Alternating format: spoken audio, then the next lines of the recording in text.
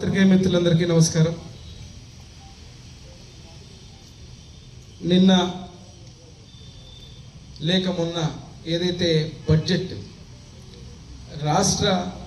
సర్వతోముఖాభివృద్ధికి అత్యంత కీలకమైనటువంటి బడ్జెట్ని మంత్రివర్యులు పయ్యావుల కేశవ్ గారు, ముఖ్యమంత్రి గారు చంద్రబాబు నాయుడు గారి నాయకత్వంలో కూటమి ప్రభుత్వం బడ్జెట్ ప్రవేశపెట్టినటువంటి తీరు చూస్తేనే మీకు అర్థమవుతుంది. ఈ రాష్ట్రానికి అన్ని వర్గాలకు సంబంధించి ఈరోజు ఒక గొప్ప విజన్ డాక్యుమెంట్ లాగా, ఒక బ్లూ ప్రింట్ లాగా ఈ యొక్క బడ్జెట్ని ప్రవేశపెట్టడం జరిగిందని చెప్పడానికి ఎక్కడ అతిశయోక్తి కానటువంటి విషయం. ఈరోజు మీరు బడ్జెట్ అన్నప్పుడు ఇదేదో ఒక లెక్కల గారడిగా కాకుండా బడ్జెట్ ప్రవేశపెట్టంగానే క్షేత్రస్థాయిలో ఉండేటువంటి రాష్ట్రంలో 175 నియోజకవర్గాలకు సంక్షేమం, అభివృద్ధిని కూడా రెండు కళ్ళుగా తీసుకుపోతూ అన్ని వర్గాలకు, ఈరోజు బడుగు బలహీన వర్గాలకు, బీసీలు, ఎస్సీలు, ఎస్టీలు, మైనారిటీలు, అగ్రకులాలు, ఓబీసీలు, అందరికీ సంబంధించి మైనారిటీలు,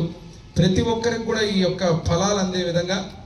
కూటమి ప్రభుత్వం యొక్క ఆలోచనలు, అదే రకంగా మేము చెప్పినటువంటి హామీలతో పాటు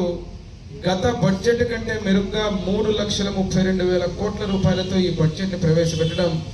చాలా సంతోషదాయకం. ఈరోజు ఇక్కడ చూస్తే మీరు అనేక ఆకాంక్షలతోటి గత ప్రభుత్వం చేసిన విధ్వంసాన్ని, గత ప్రభుత్వం చేసినటువంటి ఆర్థిక విధ్వంసాన్ని, వాటన్నిటినీ సరిచేసుకుంటూ ఈ యొక్క బడ్జెట్ని 2 బడ్జెట్లు ప్రవేశపెట్టి క్షేత్రస్థాయిలో ఈ యొక్క తప్పిదాలన్నీ సరిదిద్దుకుంటూ రాష్ట్రంలో ఎక్కడైనా కానీ ఒక బడ్జెట్ ప్రవేశపెట్టేటప్పుడు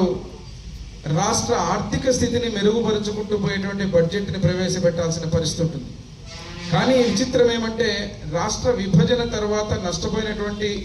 ఈ యొక్క రాష్ట్రానికి ఆ రోజు కూడా ముఖ్యమంత్రిగా నారా చంద్రబాబు నాయుడు గారు ప్రవేశపెట్టిన బడ్జెట్ అయితే 19-24 మధ్యలో గత ప్రభుత్వం చేసిన ఆర్థిక విధ్వంసాన్ని 7 వైట్ పేపర్ల ద్వారా రిలీజ్ చేసి ఏ రకంగా ప్రతి రంగాన్ని నష్టపరిచారో చూపుతూ ఆ యొక్క తప్పిదాలను కూడా సరిదిద్దుకుంటూ ఈ 2 సంవత్సరాల ఈ 2 బడ్జెట్ల తర్వాత ఈ బడ్జెట్ని ప్రవేశపెట్టి క్షేత్రస్థాయిలో అన్ని అమలయ్యే విధంగా చూస్తూ ఈ యొక్క బడ్జెట్లో మీరు చూస్తే దాదాపుగా మీకు శాఖల వారీగా చూసినప్పుడు అత్యంత ముఖ్యమైనటువంటి బడ్జెట్ ఏదైతే ఉందో గతంలో మీరు చూసుకుంటే